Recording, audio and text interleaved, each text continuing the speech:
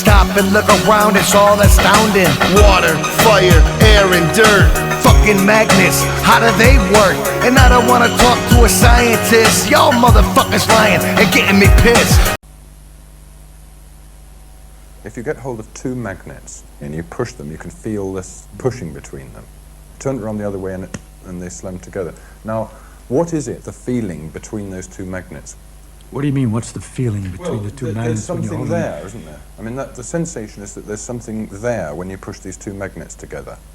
Listen to my question. What is the meaning when you say that there's a feeling? Of course you feel it. Now, what do you want to know? What I want to know is what's going on between these two bits of metal. Magnets repel each other.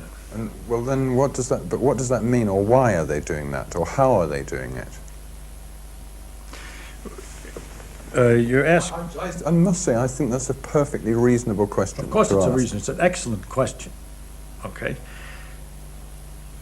But the problem that you're asking, you see, when you ask why something happens, how does a person answer why something happens? For example, Aunt Minnie is in a hospital. Why? Because she went out and she slipped on the ice and broke her hip. That satisfies people. It satisfies, but it wouldn't satisfy someone who came from another planet, knew nothing about things. You first should understand why, when you break your hip, do you go to the hospital? How do you get to the hospital when the hip is broken? Well, because her husband, seeing that she had the hip was broken, called the hospital up and sent somebody to get her. All that is understood by people. Now, when you explain a why, you have to be in some framework that you allow something to be true. Otherwise, you're perpetually asking why. Why did the husband call up the hospital? Because husband is interested in his wife's welfare. Not always. Some husbands aren't interested in their wife's welfare when they're drunk and they're angry. And so you begin to get a very interesting understanding of the world and all its complications. In order to if you try to follow anything up, you go deeper and deeper in various directions. For example, you could go, why did she slip on the ice? Well, ice is slippery. Everybody knows that, no problem. But you ask, why is ice slippery? That's kind of curious. Ice is extremely slippery. It's very interesting. You say, how does it work? So you could either say, I'm satisfied that you've answered me, ice is slippery, that explains it. Or you could go on and say, why is ice slippery? And then you're involved with something, because there aren't many things as slippery as ice. It's very hard to get. Greasy stuff, but that's sort of wet and slimy. But a solid that's so slippery, because it is in the case of ice that when you stand on it, they say, momentarily the pressure melts the ice a little bit, so you got a sort of instantaneous water surface on which you're slipping. Why on ice and not on other things? Because ice expands water expands when it freezes, so the pressure tries to undo the expansion and melts it. Is capable of melting it. But other substances contract when they're freezing, and when you push them, they're just satisfied to be solid. Why does water expand when it freezes and other substances don't expand when they freeze? All right? I'm not answering your question, but I'm telling you how difficult the why question is. You have to know what it is that you're permitted to understand and allow to be understood and known, and what it is you're not. You'll notice in this example that the more I ask why, it gets interesting after a while. That's my idea, that the deeper a thing is, the more interesting it is. And we could even go further and say, why did she fall down when she slipped? That has to do with gravity, and involves in all the planets and everything else. Never mind, it goes on and on. Now, when you ask, for example, why two magnets repel, there are many different levels. It depends on whether you're a student of physics or an ordinary person who doesn't know anything or not. If you're somebody who doesn't know anything at all about it, all I can say is that there's a magnetic force that makes them repel, and that you're feeling that force. And you say, but that's very strange, because I don't feel kind of force like that in other circumstances. When you turn them the other way, they attract. There's a very analogous force, electrical force, which is the same kind of a question. And you say, that's also very weird. But you're not at all disturbed by the fact that when you put your hand on the chair, it pushes you back.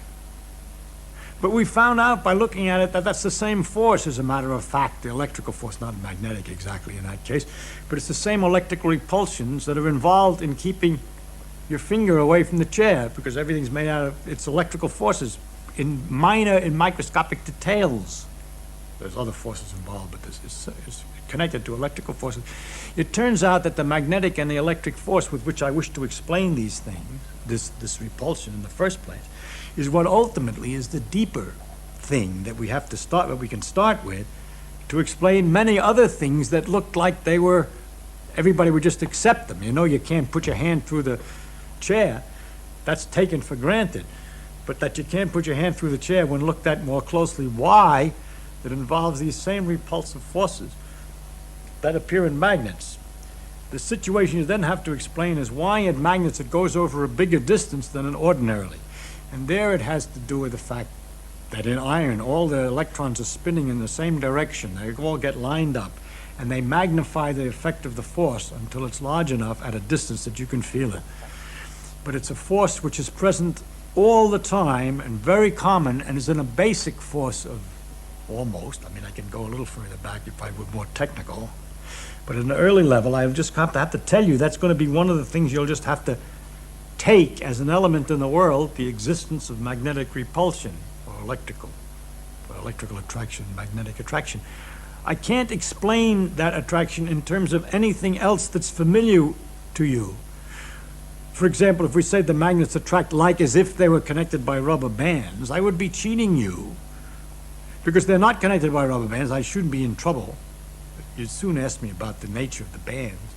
And secondly, if you were curious enough, you'd ask me why rubber bands tend to pull back together again, and I would end up explaining that in terms of electrical forces, which are the very things that I'm trying to use the rubber bands to explain. So I have cheated very badly, you see. So I'm not going to be able to give you an answer to why magnets attract each other, except to tell you that they do. And to tell you that that's one of the elements in the world of different kinds of forces. There are electrical forces, magnetic forces, gravitational forces, and others. And those are some of the parts. If you were a student, you'd go further. I could go further. I could tell you that the magnetic forces are related to the electrical forces very intimately. That our relationship between the gravity forces and electrical forces remains unknown, and so on.